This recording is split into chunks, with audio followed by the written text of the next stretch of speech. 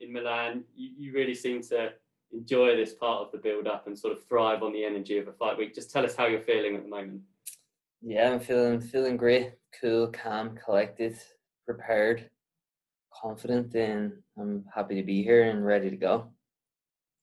And this fight is a long time and several occasions in the making. Just tell us how excited you are to let the talking get set to one side now and just get it done on Saturday night. Yeah, so it is. I've been prepared for this fight now 2 or 3 times. I think I've been prepared for it, and it hasn't happened. And so I'm prepared and I'm ready to go, and I'm going to be stepping in there on Saturday night, and that's that. I'll be there.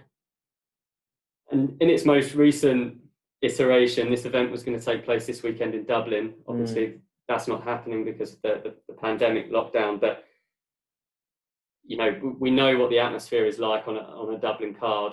How is this going to be different with the lack of fans? Will that have effect on the fight in any way at all? No, not have effect on me nor the fight. But it's definitely sad the fans can be there, but I'm here to win.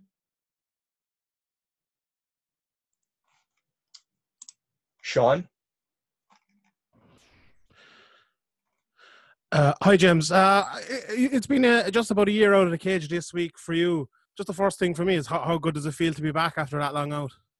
Feels fucking great, mate. Back doing me.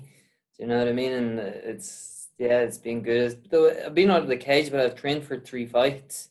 Do you know what I mean? So I've been close to a few fights. So it's not like that I've been just laying back chilling and relaxing, even though I've been doing a good bit of that as well. But I've been working hard and staying focused, and I've been improving during that time off. I haven't been laying up, putting my feet up, do you know what I mean, and doing nothing. I've been learning and growing, and I'm looking forward to showing that on Saturday night.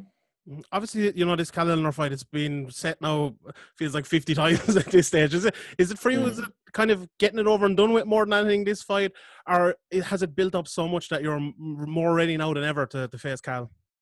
No, I'm not. I'm ready to fight. I don't give a fuck who's in front of me. He's not even. He doesn't play a factor in any of this because he's too. Do you know what I mean? Why would you let someone unreliable play such a big factor on something? Do you know what I mean? So I'm just growing myself and bettering myself, and I am here. I'm prepared, and I'm here to fight. I'm not trying to get anything just over with. I'm not trying to get past anything. I'm here in the moment and prepared to go. Obviously, Juan Archuleta fought a couple of weeks ago in your weight division and won the title.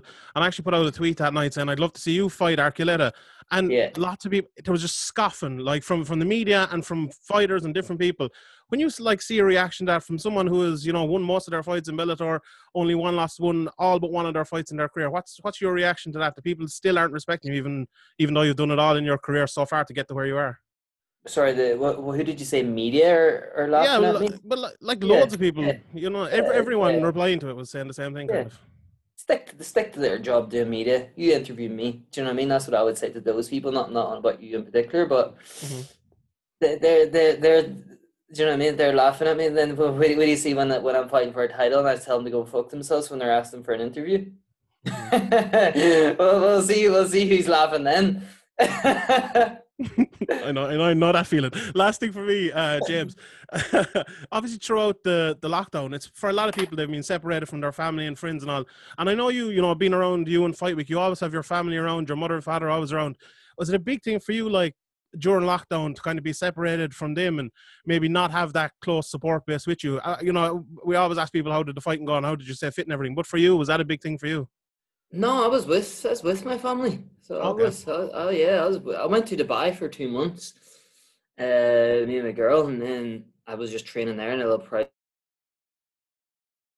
back, and I moved home. So I moved house, and I put a big gym and whatnot in my house, and I had everyone staying around, and I was with me family. It was the best time I've had in a long time. I'd had good family time, training in my own gym. And yeah, I loved it. I was able to relax. The only thing I could do is spend time with my family and train. It's great. Gareth? James, I want to go back over what someone else was saying just now. You are one of those people that definitely thrives with your back against the wall. If you're being booed, if you're being cussed, you get something special out of you. Have you prepared psychologically at all for, you know, last Saturday we had no crowd there and it was very silent. Have you prepared at all psychologically for that?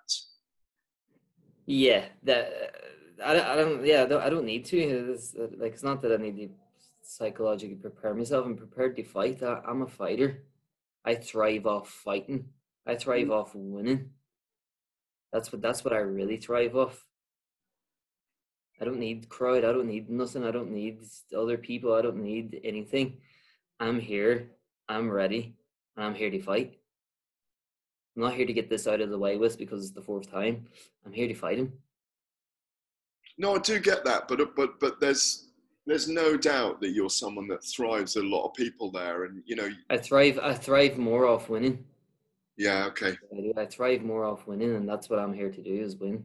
And when I smack him in the head, and I can hear the noise of my glove smacking off the side of his face, I'll thrive off that. Then when I take his back and I hear him crumbling and wincing, and I'm sinking in the choke, and I can hear everything. I can hear him gurgling and choking, and we're ready to get out of there. That's what I really thrive off. I'm dark, Garth. So it suits me better having no crowd. I can't wait to hear the noise of my elbow bounce off his cheekbone. It's going to be great. Do you? It's a great description. Do you? Obviously, a lot of people say that he has dangers for you as well. You do respect him as a fighter, though, yeah. Even though you guys don't particularly like each other. Yeah, definitely. I respect everyone that steps in there. Everyone's good. Do you know what I mean? And there's no easy fight. It's another grown man looking to beat me. Do you know what I mean? And that's just the way you have to respect that. Well, what do you think? I'm a fucking idiot? Do you know what I mean? Like, well, what do you think? I'm a clown? I have to respect that, and that's why I'm going to win. Is because I know what he's good at, and I know that he's very dangerous, and I'm going to respect that and not play into his dangers. Ben? Hi, James. It seems like you're in a really good place now. You've just moved out of the city. You got your own gym. You're in the countryside. How much better can life possibly get for you? It can't be. Life can't be any better for me right now. I've got everything I need and everything I want, and I'm in Milan here now, ready to go, on weight, prepared, feel fit, feel healthy, and that's all that matters. That's all that matters. Do you know what I mean? Nothing else matters. No, there's no crowds. There's this. There's that. It's not. I'm fit. I'm healthy, and I'm prepared to fight. Yeah. How do you stop yourself from getting complacent with this level of comfort then? What you mean? Why would I not be comfortable doing my job? But if you're if you're in such a great place, what's your driving force? Is it getting to win? Is it becoming a world champion? What Win. drives you to get better? Win, to beat him in front of me, to pick him apart and showcase my skills and prove to myself that I am the better fighter. I'm one of the best fighters in this planet, in this division, and that's what I'm here to do. Mike? Hey, James. Hey, James. Last time, I had the opportunity to talk to you was back at the press conference. There was obviously that altercation. And hearing you talk today, it's not surprising to me because of the conversation that I had with you that the pandemic hasn't affected you, the delay of this fight hasn't affected you. But I'm just curious, and I know you don't care that it's Cal. You just care about getting back in there and winning. But is that bad blood still there? And that was a very beautiful description of the violence you're going to bring to him. But do you still want to do all the bad things to him that you felt that day in March when you guys had that altercation at the press conference? No, when I step in there, I've got no emotion to him at all. I just think he's a fucking clown. So I do. Like, outside, I just think he's a fucking, he can't put 2 and 2 together. Do you know what I mean? He's trying to make 6 out of 2 and 2, and it's just not happening for him. But when I step in there, I've got no feelings for him at all. So I don't. I'll feel his cheekbone off my elbow. That's the only feelings I'll be catching. Niall?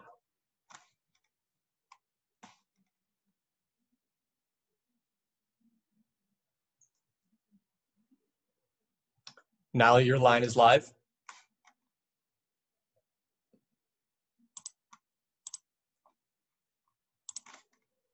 All right, Jake. Yeah, hi James, you're right. It's been 12 months away now from the cage for you, but it's not been 12 months away from work. You've been grinding every day. What version of James Gallagher can fans expect to see come Saturday night? The best. It's 10 years now as well so far for you in your pro career, and only being 23, that's phenomenal. How do you sort of assess that first decade of your fighting career? Definitely stuff. I would never change anything. Do you know what I mean? Because it's put me where I am today. And where I am today is a really, really good fucking place. A place that I've always dreamed of, but hard to imagine. You know what I'm trying to say? I always had the dream of being here, but now when it's a reality, it's the hairs are standing on my arms talking about it, folks. You can actually see them on the yoke. Do you know what I mean? And it's great. I couldn't be in a better place mentally, physically. I'm fit, I'm healthy. I've got my family around still, and I get to fight. I get to fight again. Do you know what I mean? I just love fighting. And that's that. One or two more questions here. Andrew? Hi, James. It seems like only yesterday you were running around on Snapchat doing impressions of Khaled with Kiefer Crosby. Now you've headlined multiple cards with him.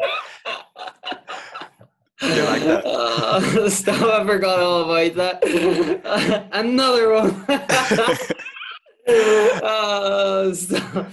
How important is it to you to have somebody like that who's been with you since there and has these like-minded goals? And you can see the kind of the results there both on the main card for this fight. Yeah, how important is it to surround yourself with people like him?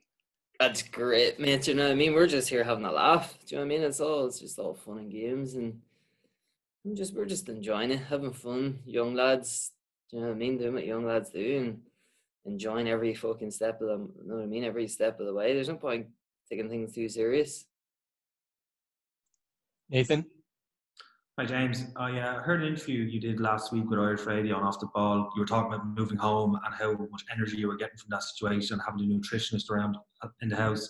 And how are you feeling when a little bit closer to fight night? Is the energy level still high? You look very relaxed. You seem very relaxed. Better, even fucking better, man. So they are even better. Why they're rising? That's what I'm saying. I'm not draining myself now for a big weight cut to try and feel good on Saturday night. My energy goes up and up and up and up the closer I get. It doesn't go down. Good stuff. I'm not like these other boys in here. I'm not like that. And you said obviously you're not paying too much attention to Cal and stuff like that, but is there a part of you, because it's been scheduled 4 times, that will be relieved just to get it out of the way after Saturday night and move on? No, I'll live every second of it. I hope the seconds feel like minutes. I'm not here to get this over with. Long 3 rounds in there.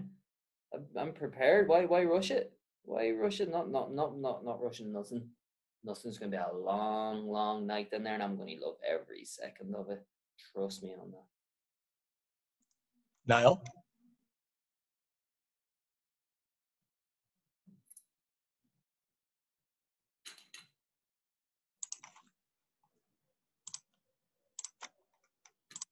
Jake?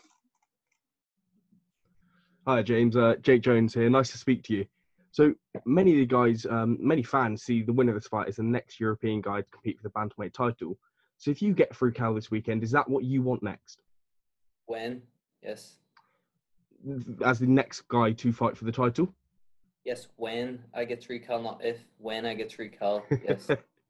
Absolutely. So a few months back, I hosted a series of interviews with Bellator bantamweight fighters. And when I posed the question who they'd like a shot against, literally 9 out of 10 guys said they would like it against you. It seems they all want the fight with you. So if you had to pick, mate, who would you take next? Sergio Pettis. Love but it. I'm not looking past Cal. The next guy I've got is Cal Elner. That's who I've got, and that's who I'm focused on.